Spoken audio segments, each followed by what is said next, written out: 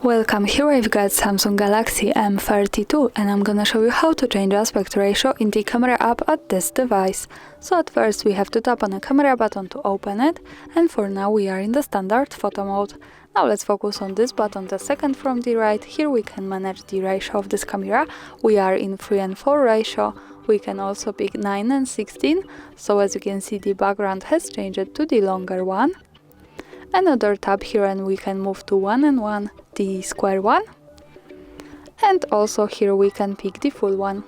So now we can see the full camera frame, and of course by tapping on this once again we can go back easily to 3:4. And that's all, thanks for watching, subscribe our channel and leave the thumbs up.